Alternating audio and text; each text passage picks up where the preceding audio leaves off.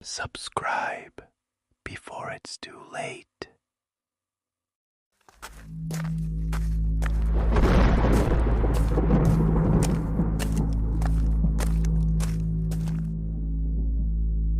ओम कालभैरवाय नमः।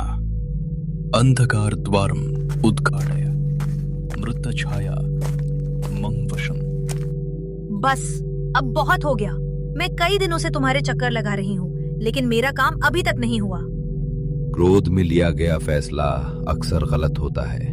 धैर्य रखो। मुझे धैर्य नहीं, रिजल्ट चाहिए।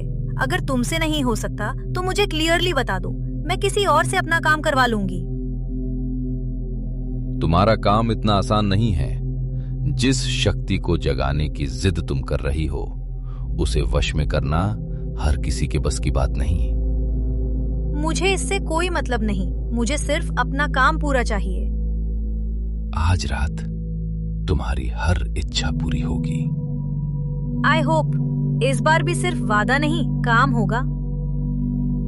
मैं वादा नहीं करता, मैं परिणाम देता हूं। ठीक है, मैं आज रात का इंतजार करूंगी। अगर इस बार भी तुम असफल रहे तो फिर मैं कभी वापस नहीं आऊंगी। ओम कालभैरवाय नमः। अंधकार द्वारम उद्घाटय मृतछाया।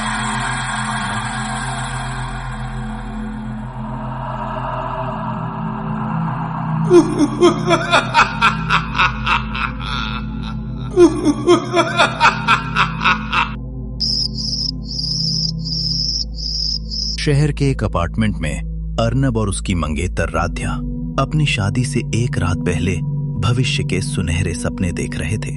बिलीव मी, अभी भी यकीन नहीं हो रहा कि कल हमारी शादी है। कल से हमारी नई लाइफ शुरू होगी। अपना घर होगा, ढेर सारे सपने होंगे, और सबसे बड़ी बात, तुम हमेशा मेरे साथ होगी। मुझे भी यकीन नहीं हो रहा। लगता है जैसे कोई खूबसूरत सपना सच होने वाला है। बस एक रात और, उसके बाद मैं हमेशा के लिए तुम्हारी हो जाऊंगी। हम अपने नए घर को बिल्कुल वैसे ही सजाएंगे जैसा हमने हमेशा इमेजिन किया था। मैं चाहती हूं कि हमारी हर सुबह साथ शुरू हो और हर रात भी साथ खत्म हो। प्रॉमिस, चाहे कितनी भी मुश्किलें आएं, मैं हमेशा तुम्हारा साथ दूंगी। आई लव यू अर्नब, और कल से हमारी नई जिंदगी शुरू होगी। लेकिन ये खुशी ज्यादा देर तक नहीं टिक सकी। अचानक राध्या की नजर अपनी खिड़की के बाहर ठहर गई।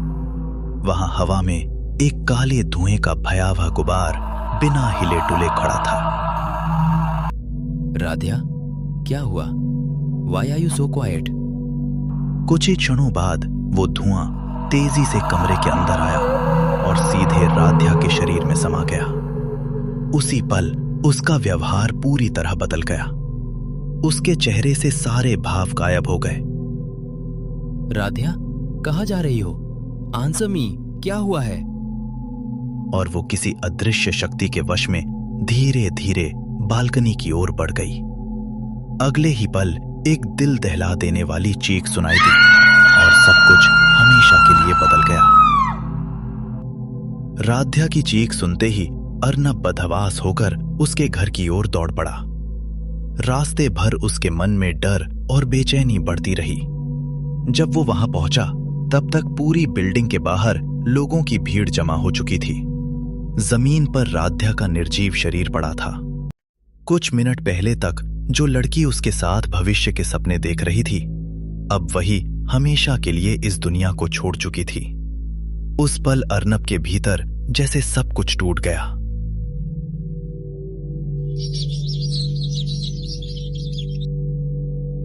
राध्या की मौत ने अर्नब को अंदर से पूरी तरह तोड़ दिया।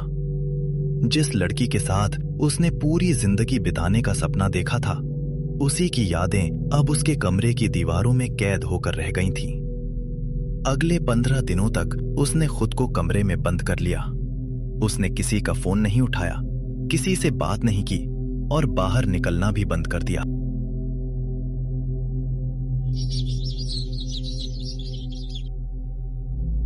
15 दिनों की खामोशी के बाद एक दिन अचानक उसके घर की घंटी बजी।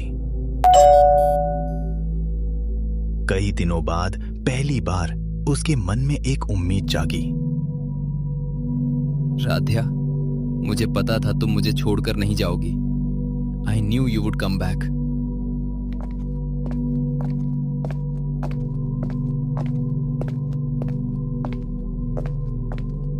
लेकिन दरवाजा खुलते ही उसकी वो उम्मीद टूट गई। सामने उसकी बचपन की दोस्त प्रियांजलि खड़ी थी। वो अर्नब की हालत देखकर समझ गई कि राध्या की मौत ने उसे पूरी तरह तोड़ दिया है। उसने बिना किसी दबाव के धीरे धीरे अर्नब को संभालने की कोशिश शुरू की। तुमने अपनी क्या हालत बना ली है? मैं जानती हूँ कि राध्या को खोना आसान नहीं है, लेकिन खुद को इस तरह खत्म मत करो। अगर तुम ऐसे ही टूटे रहोगे तो राध्या भी कभी शांति से नहीं रह पाएगी। जिस इंसान के लिए मैं जी रहा था वही चली गई, अब बचा ही क्या है। चलो थोड़ा बाहर चलते हैं, सिर्फ कुछ देर के लिए। प्लीज मेरी बात मान जाओ। तुम अकेले नहीं हो, मैं हमेशा तुम्हारे साथ हूँ। प्रियांजलि के जिद करने पर अर्नव उसके साथ बाहर जाने को तैयार हो जाता है। प्रियांजलि अर्नव को बाहर ले जाती है, कुछ शॉपिंग करवाती है और दोनों मिलकर एक कैफे में खाना खाते हैं।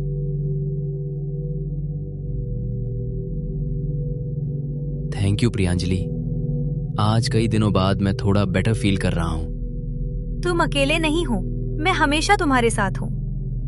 फ्रेंड्स इसी दिन के लिए होते हैं। समय धीरे धीरे आगे बढ़ने लगा। प्रियांजलि अब लगभग हर दिन अर्नब से मिलने आने लगी।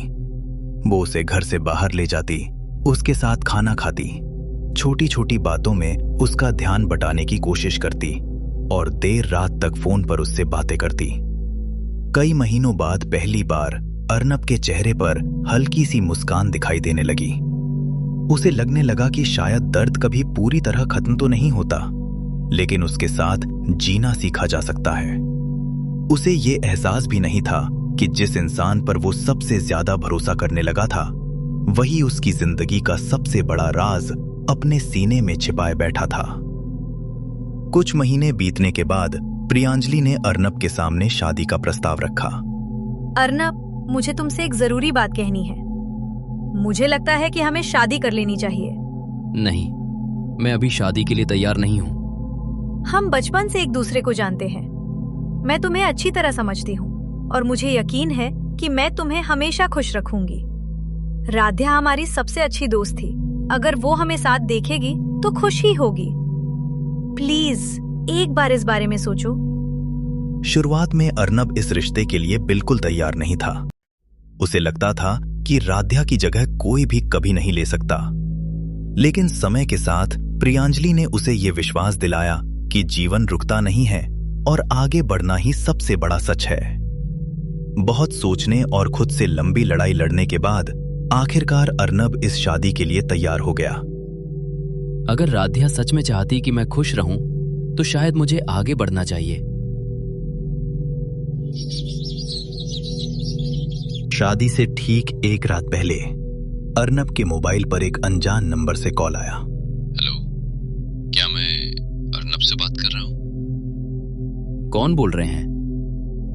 अगर कल शादी करने जा रहे हो तो पहले एक सच जान लो। राध्या ने आत्महत्या नहीं की थी, उसकी हत्या हुई थी। क्या मतलब? राध्या ने आत्महत्या नहीं की? तुम कहना क्या चाहते हो? अगर सच जानना चाहते हो तो अपनी आंखें खोलो। हर वो इंसान वैसा नहीं होता जैसा दिखाई देता है। आज मैं जो कह रहा हूं उस पर यकीन नहीं करोगे, लेकिन बहुत जल्द तुम्हें खुद सच दिखाई देगा। अगर तुम्हें राध्या से सच में प्यार था तो उसकी मौत का सच जरूर पता लगाना। रहस्यमयी फोन की सच्चाई और राध्या की मौत का सच जानने के लिए चैनल को सब्सक्राइब जरूर करें।